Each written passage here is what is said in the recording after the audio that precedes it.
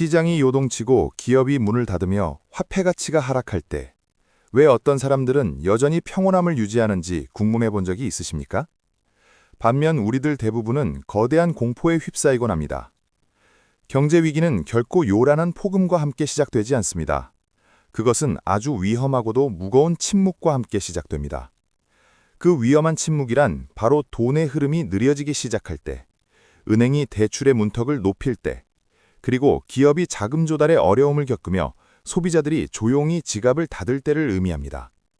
그리고 서서히 모든 것이 목을 조르듯 압박해옵니다. 사람들은 흔히 돈이 없어서 파산한다고 생각하지만 실상은 현금 흐름이 막혀서 파산하는 것입니다. 역대 모든 경제 위기를 되돌아보십시오. 소위 영끌로 내 집 마련에 나섰던 이들이 집을 잃는 이유는 아파트라는 실물 재산이 사라져서가 아닙니다. 상승한 금리를 감당하고 대출 이자를 갚아나갈 현금의 혈맥이 끊겼기 때문입니다. 기업이 무너지는 것 또한 자산이 부족해서가 아니라 자본을 회전시킬 유동성이 고갈되었기 때문입니다.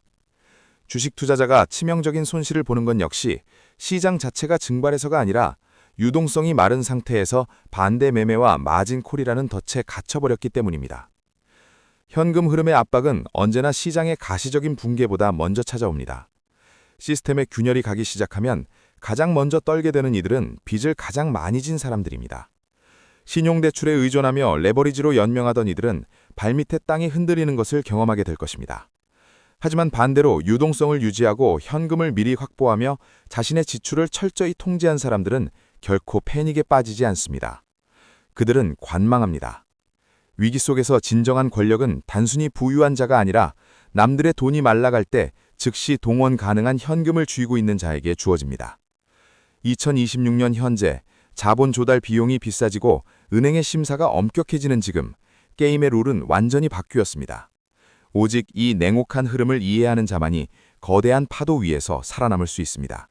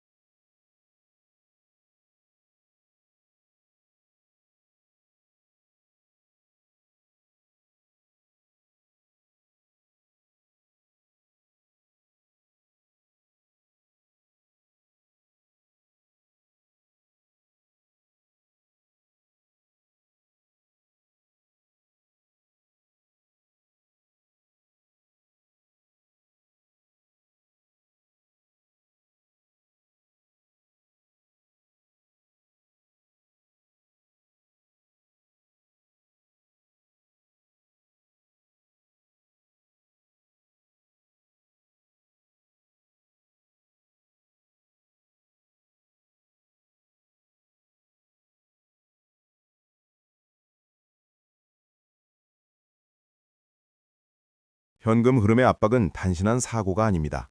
그것은 거대한 경제 사이클의 필연적인 과정이자 시장의 약한 고리를 솎아내는 정화의 시간입니다.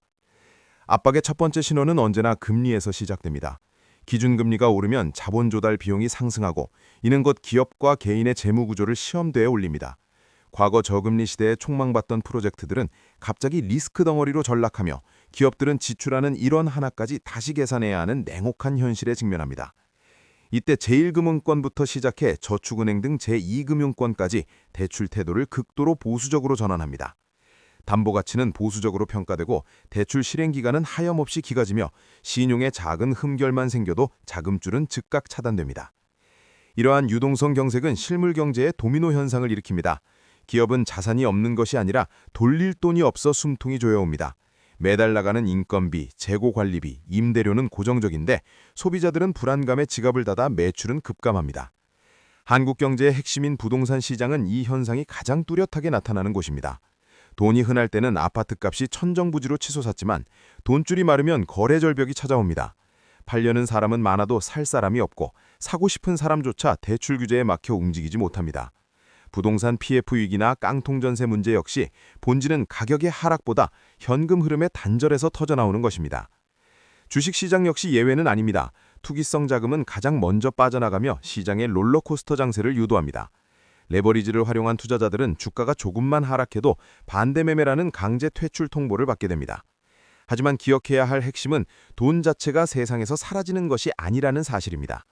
자본은 그저 위험한 곳을 떠나 더 안전한 곳, 즉 스마트머니의 주머니로 이동할 뿐입니다. 거대 기관들은 패닉에 빠지는 대신 포트폴리오를 재편하며 현금 비중을 늘리고 때를 기다립니다. 워런 버핏의 말처럼 썰물이 빠져나간 뒤에야 누가 벌거벗고 수영하고 있었는지 드러나게 마련입니다. 이제 시장은 실질적인 이익을 내지 못하는 좀비 기업과 무리한 빚으로 삶을 유지하던 개인들을 냉정하게 걸러내기 시작합니다.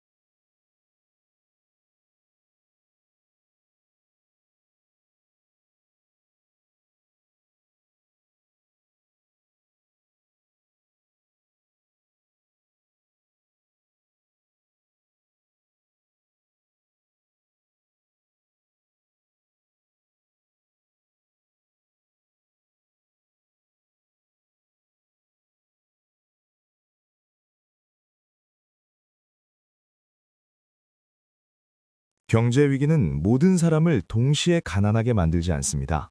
그것은 부의 대이동을 일으킬 뿐입니다. 돈은 규율이 없고 무모한 자의 주머니에서 빠져나와 지독하게 원칙을 지킨 자의 주머니로 흘러들어갑니다. 이것이 바로 뉴스에서 보도되지 않는 은밀한 부의 재분배입니다. 2026년 현재 한국 경제는 이러한 구조적 전환점의 한복판에 서 있습니다. 중앙은행이 금리를 조절하는 것은 감정적인 결정이 아니라 과열된 가계부채와 자산 거품을 억제하고 시스템의 붕괴를 막기 위한 수학적 조치입니다. 저렴한 돈은 번영의 환상을 심어주었지만 비싼 돈은 차가운 현실을 깨닫게 해줍니다. 이제 진정한 권력은 기다릴 수 있는 능력을 가진 자에게 주어집니다. 시장이 박살나고 우량한 자산들이 헐값에 쏟아져 나올 때 현금을 보유한 자만이 협상의 우위를 정합니다. 재무적 압박에 시달려 눈물을 머금고 자산을 투매하는 사람들이 넘쳐날 때 준비된 자들은 그 기회를 사냥합니다. 이는 단순히 운이 좋아서가 아니라 남들이 명품과 외제차에 열광하며 빚을 늘릴 때 묵묵히 현금 탄약을 비축하고 지출을 통제한 결과입니다. 위기는 강한 자를 새롭게 창조하는 것이 아니라 누가 평소에 튼튼한 기초공사를 해왔는지를 만천하에 드러낼 뿐입니다. 당신의 재무 상태를 냉정하게 돌아보십시오. 소득 대비 부채 비율은 안전합니까? 당장 소득이 끊겨도 6개월 이상 버틸 비상금이 있습니까? 자산 가치가 30% 폭락해도 강제로 팔지 않고 버틸 체력이 있습니까? 이 질문에 답할 수 없다면 당신은 시장의 주인이 아니라 노예로 전락할 위험이 큽니다. 현금 흐름의 압박은 금융지능을 측정하는 최종 면접과 같습니다. 면접관은 당신이 호황기에 얼마를 벌었는지 묻지 않습니다. 사이클이 뒤집혔을 때 당신의 자산을 얼마나 지켜낼 수 있는지를 캐묻습니다. 이 혹독한 겨울을 견뎌낸 소수만이 다가올 회복기에서 막강한 부의 권력을 행사하게 될 것입니다. 위기의 끝에서 웃는 자는 가장 빨리 달린 사람이 아니라 가장 오래 버티고 완벽하게 준비된 자의 몫입니다.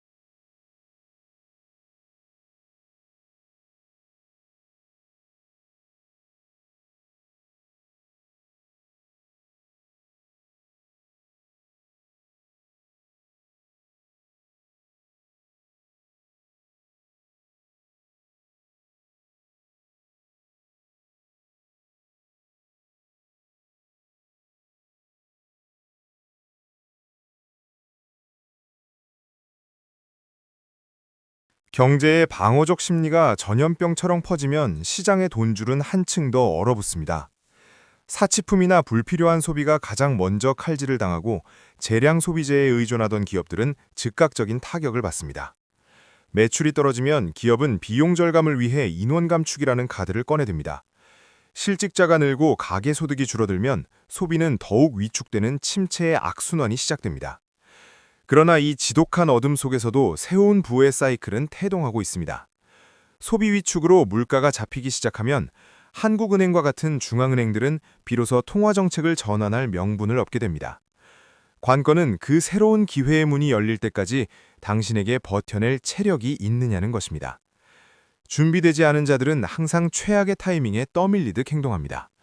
자산 가격이 바닥을 칠 때 공포에 질려 헐값에 매도하고 고금리의 악성 대출에 손을 댑니다. 정작 일생일대의 기회가 펼쳐질 때 그들은 이미 시장에서 퇴출당한 상태입니다. 반면 철저히 준비된 자들은 경쟁자들이 사라진 빈 공간을 응시합니다. 그들에게 현금 흐름의 압박은 단순한 시련이 아니라 가혹한 심리 테스트입니다. 대중이 몰려갈 때 휩쓸리지 않을 규율, 비이성적인 공포 속에서도 평정심을 유지하며 현금을 쥐고 버틸 인내심이 있는지를 묻는 시험입니다. 진정한 부의 권력은 자산의 수량에 있는 것이 아니라 시간에 쫓기지 않고 불리한 조건에 당당히 아니요 라고 말할 수 있는 자유에서 나옵니다. 상상해 보십시오. 시장이 반토막 난 뒤 두 사람이 똑같은 투자 기회를 발견했습니다. 한 사람은 충분한 비상금이 있고 빚이 없으며 본업의 소득이 안정적입니다. 다른 한 사람은 매달 대출 이자에 숨을 헐떡이며 소득마저 불안정합니다. 누가 그 기회를 낚아채 지배자의 위치에 오르겠습니까? 위기는 불공평을 새롭게 창조하는 것이 아닙니다. 예전부터 존재했던 각 개인의 재무 구조의 차이를 잔인하게 증폭시켜 보여줄 뿐입니다. 그러므로 위기가 언제 끝날지 맞추려 애쓰기보다 위기가 끝나기 전까지 어떤 유리한 고지를 점령해 둘 것인지에 집중하십시오. 본업의 경쟁력을 키워 소득 파이프라인을 단단히 다지고 남들이 요행을 바랄 때 묵묵히 기초 체력을 기르는 자만이 다음 시대의 주인공이 될 자격을 얻습니다.